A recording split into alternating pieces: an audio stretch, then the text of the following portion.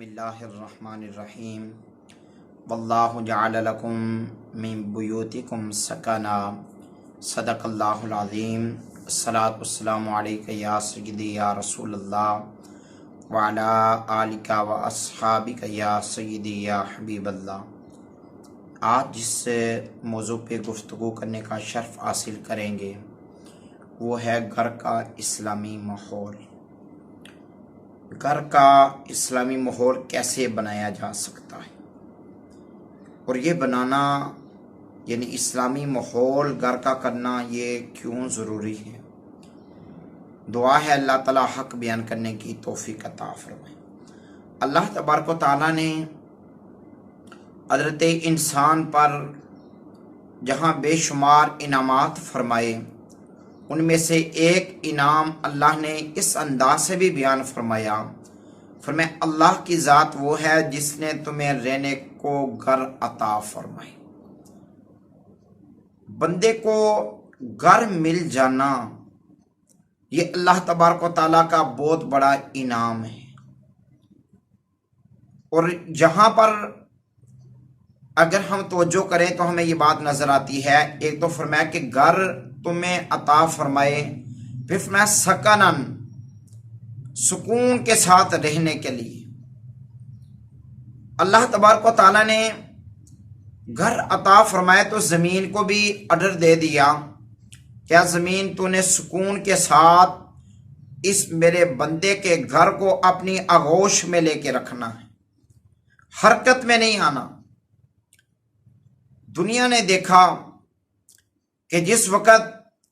2005 کے اندر زلزلہ آیا، ابھی 2019 کے اندر بھی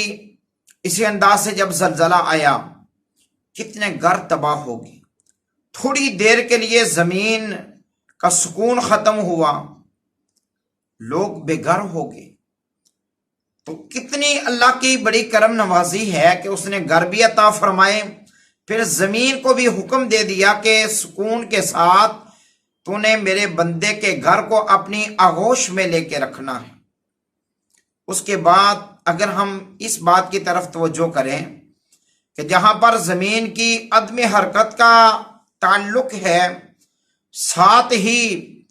اللہ تبارک و تعالیٰ نے انسان کو گھروں میں اس انداز سے بھی سکون عطا فرمایا کہ اللہ تعالیٰ نے ہمارے گھروں کی طرف، ہمارے محلوں میں، کالونیوں میں حشرات کو آنے سے منع فرما دیا،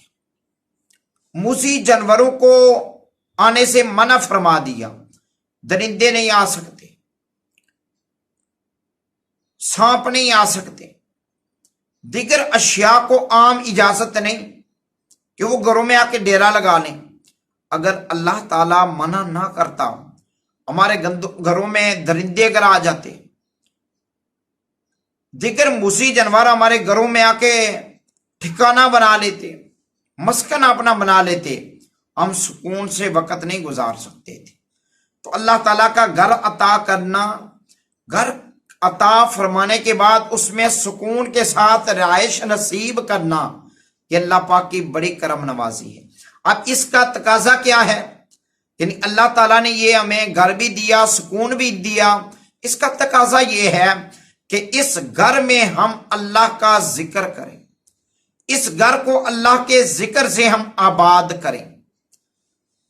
رسول اللہ صلی اللہ علیہ وسلم نے اس سلسلے میں گھر کی آبادی کے حوالے سے ہمیں چند باتیں ارشاد فرمائی کہ گھر کب اللہ کے ذکر سے معمور ہوگا، اس کے لیے کیا کام کرنا پڑے گا۔ تو اس میں ارشاد فرمایا، پہلے نمبر پر یہ دیکھنا ہے گھر کی طہارت کا انتظام کیا جائے۔ تعمیر کے اعتبار سے جس وقت ہم پلاٹ کا انتظام کریں، جگہ کا انتظام کریں، تو وہ پلاٹ غصب کی ہوئی زمین نہ ہو، کسی کی زمین پر قبضہ کیا ہوا نہ ہو، بلکہ حلال پیسے سے وہ زمین خریدی گئی ہو۔ اس کے بعد جس وقت تعمیر کرنی ہے، وہاں پر جو مٹیریل استعمال کرنا ہے وہ بھی حلال کمائی کا ہو۔ آقا علیہ السلام نے فرمایا اتقوا الحجر الحرام فإنہ اساس الحرام۔ آقا علیہ السلام نے ارشاد فرمایا حرام اینٹ سے بھی بچو، جب گھر کی تعمیر کرو حرام اینٹ نہ لگاؤ، اس لیے کہ جب حرام اینٹ لگاؤ گے وہاں سے حرام کی بنیاد ہوگی۔ اگر پلاٹ خریدتے ہوئے حرام کا پیسہ چلا گیا، حرام کے پیسے سے خریدی ہے وہ جگہ، یا پھر بعد میں جب مٹیریل خریدنا ہے اینٹ سیمنٹ سریا کوئی بھی چیز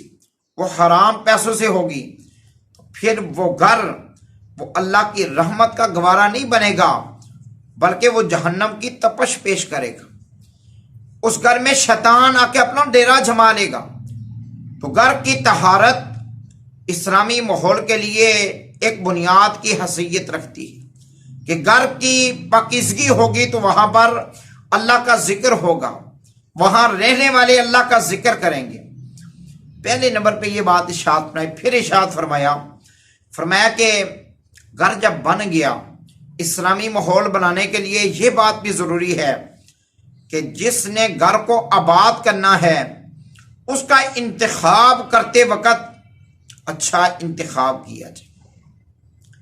یہاں پر یہ بھی بات ذہن میں رکھنی چاہیے، ہر مکان گھر نہیں ہوتا۔ اینٹوں کے ساتھ انسانی یادوں کی کچھ اس طرح کی تحریریں وابستہ ہوتی ہیں، پیار ہوتا ہے، اس وجہ سے اس کو گھر کہا جاتا ہے۔ مکان تو اس کو کہا جا سکتا ہے کہ جہاں پہ اینٹوں کا ایک ڈھانچہ بنا ہو، لیکن گھر اس کو کہا جاتا ہے جہاں پر آپس میں رہنے والوں کا اتفاق ہو، پیار و محبت ہو۔ شاعر نے کہا تھا الہی پر اثر میری دعا کر، میں جس مقام میں رہتا ہوں اس کو گھر کر۔ گھر اس کو کہا جاتا ہے جہاں پر رہنے والوں میں آپس میں پیار و محبت ہو، الفت ہو۔ تو رسول اللہ صلی اللہ علیہ وسلم نے فرمایا کہ جس وقت گھر بنانا ہے وہ تو پاکیزگی والا معاملہ ہو گیا، اب جس وقت زوجہ کا انتخاب کرنا ہے، جس نے گھر کو گھر بنانا ہے، مکان کو جس نے گھر میں تبدیل کرنا ہے، اس وقت پاکیزہ زوجہ کا انتخاب کیا جائے، حسن کردار کو دیکھا جائے، حسن عقیدہ کو دیکھا جائے۔ آقا علیہ السلام نے ارشاد فرمایا صرف حسن کو دیکھ کر شادی نہ کرو، ہو سکتا ہے اس کا حسن اس کو ہلاک کر دے۔ صرف مال کو دیکھ کر شادی نہ کرو کہ اس کے پاس مال زیادہ ہے، اس کے والد کا کاروبار بڑا ہے، میں اس سے شادی کروں مجھے مال و دولت مل جائے گی۔ مال کو دیکھ کر شادی نہ کرو، ہو سکتا ہے اس کا مال اس کو سرکشی میں مبتلا کر دے۔ فرمایا دین کو دیکھ کر شادی کرو، اس لیے کہ اگر دین ہوگا تو دین کے ساتھ اگر حسن ہے پھر بھی نور علی نور ہے، دین کے ساتھ اگر مال و دولت ہے وہ نور علی نور ہے، لیکن اگر دین نہیں صرف مال و دولت ہے یا صرف حسن ہے وہ تباہ و برباد کر دے گا۔ تو رسول اللہ صلی اللہ علیہ وسلم نے ارشاد فرمایا اللہ تبارک و تعالیٰ جب کسی اہل کے ساتھ یعنی کسی گھر والوں کے ساتھ بلائی کا ارادہ کرتا ہے تو ان کو دین کی سمجھ عطا فرماتا ہے۔ پھر کیا ہوتا ہے، کیسی انہیں سمجھ آ جاتی ہے؟ فرمایا کہ وہاں پر یہ صورتحال ہو جاتی ہے کہ جو چھوٹے ہوتے ہیں وہ بڑوں کی تعظیم کرتے ہیں، اور بڑے جو ہیں وہ چھوٹوں پہ شفقت کرتے ہیں۔ جہاں پر اسلامی ماحول ہوتا ہے وہاں پر والدین کا ادب و احترام کیا جاتا ہے، وہاں پر والدین کی خدمت کی جاتی ہے، وہاں پر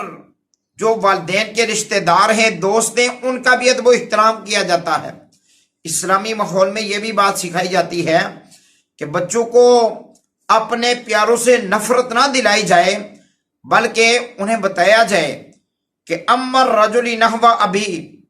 چچا تایا ہے اس کے بارے میں بتایا جائے، جس طرح باپ کا بڑا مرتبہ ہے، بندے کا چچا جو ہوتا ہے اس کا بھی بڑا مرتبہ ہوتا ہے۔ اسی انداز سے یہ بھی بتایا جائے کہ الخالۃ بمنزلۃ الام، خالہ ماں کی جگہ ہوتی ہے۔ یہ نہ کہا جائے کہ خالہ کے گھر نہیں جانا، یا چچا سے نہیں بولنا، یا تائے سے گفتگو نہیں کرنی، نہیں، یہ پاک رشتے ہیں، یہ مقدس رشتے ہیں، ان کا تقدس پامال نہ کیا جائے، بلکہ اسلامی گھر والوں کو اللہ پاک یہ توفیق دیتا ہے کہ وہ ان رشتوں کا ادب و احترام کرتے ہیں۔ اور آقا علیہ السلام نے فرمایا اسلامی گھر کی ایک یہ بھی علامت ہوتی ہے، اللہ تعالیٰ انہیں اس بات کی توفیق دیتا ہے کہ وہ اپنے عیوب بھی دیکھتے ہیں، اپنے اندر عیب بھی دیکھتے ہیں، صرف دوسروں کی طرف نہیں دیکھتے رہتے، وہ کیا کرتا ہے، وہ کس طرح چلتا ہے، وہ کس طرح بولتا ہے، وہ کس طرح پہنتا ہے، وہ کس طرح کھاتا ہے، نہیں، بلکہ اپنی طرف بھی دیکھتے ہیں، ہمارا کیا طریقہ کار ہے، ہم اچھے طریقے سے گفتگو کرتے ہیں کسی سے، ہم کس کو برا بلا تو نہیں کہتے، ہم کس کو اذیت تو نہیں پہنچاتے، اپنے عیوب کو دیکھتے ہیں۔ گھر میں اگر بچے تنازع کر کے آ جائیں تو یہ نہیں کہ دوسرے کے گھر فوراً شکایت لے کر بندہ چلا جائے، تنازع کرنے چلا جائے، نہیں، اللہ تعالیٰ اس کے گھر والوں کو توفیق دیتا ہے، اسلامی گھر والوں کو، کہ وہ دیکھتے ہیں کہ بچہ ہے، اگر ان کے بچے نے شرارت کیا تو ہمارا بچہ بھی تو شرارت کر سکتا ہے، پھر وہاں پر تنازع نہیں ہوتی، لڑائیاں نہیں ہوتی۔ اور اللہ تبارک و تعالیٰ اسلامی گھر والوں کو یہ بھی توفیق دیتا ہے کہ وہ اشیاء خورد و نوش میں وہ میانہ روی اختیار کرتے ہیں، بہت کنجوسی بھی نہیں کرتے، بہت فضول خرچی بھی نہیں کرتے، میانہ روی اختیار کرتے ہیں۔ آقا علیہ السلام نے ارشاد فرمایا اسلامی گھر والوں یہ بھی بات یاد رکھو کہ جب تم نے اسلامی ماحول اپنا لیا ہے، اللہ کا کرم تم پہ ہو چکا ہے، اللہ تم سے راضی ہو گیا ہے، شام کے وقت اپنے دروازوں کو بسم اللہ شریف پڑھ کے بند کر لیا، اس لیے کہ جس دروازے کو بسم اللہ شریف پڑھ کے بند کیا جائے وہاں پہ شیطان داخل نہیں ہو سکتا۔ اسی طریقے سے ارشاد فرمایا کہ شام کے وقت جب سونے لگو گھر میں گندے برتن چھوڑ کے نہ سو، برتن صاف ستھرے کر کے سو، برتن دھو کے سونا چاہیے۔ جس برتن میں کوئی کھانا ہے اس کو ڈانپ کے سوئیں، بسم اللہ شریف پڑھ کے ڈانپ کے سوئیں۔ جس وقت فرمایا یہ کام ہوگا اللہ تبارک و تعالیٰ پھر کرم فرما دے گا، اللہ تبارک و تعالیٰ مہربانی فرما دے گا، اس گھر میں رحمتوں کا نزول ہوگا، اس گھر میں برکتوں کا نزول ہوگا، پھر پریشانیاں نہیں آئیں گی، پھر یہ نہیں ہوگا کہ بات پہ کہ شاید ہم پہ کسی نے جادو کر دیے ہیں، یا ہم پہ کسی نے کوئی تعویذ کر دیے ہیں، یا ہم پہ جنات کسی نے چھوڑ دیے ہیں، نہیں، یہ باتیں ذہن سے نکل جائیں گی۔ جس گھر میں اللہ کا قرآن پڑھا جائے، جس میں رسول اللہ صلی اللہ علیہ وسلم کے فرامین کے مطابق زندگی بسر کی جائے، آپس میں رشتوں کا جو تقدس ہے اس کا خیال رکھا جائے، وہاں پر نفرتیں بھی پیدا نہیں ہوتی، وہاں پر بے برکتی بھی نہیں آتی، وہاں پہ پریشانیاں بھی نہیں آتی، وہاں پر آتی ہے تو صرف اللہ کی رحمت ہی آتی ہے۔ اللہ تعالیٰ عمل کی توفیق عطا فرمائے۔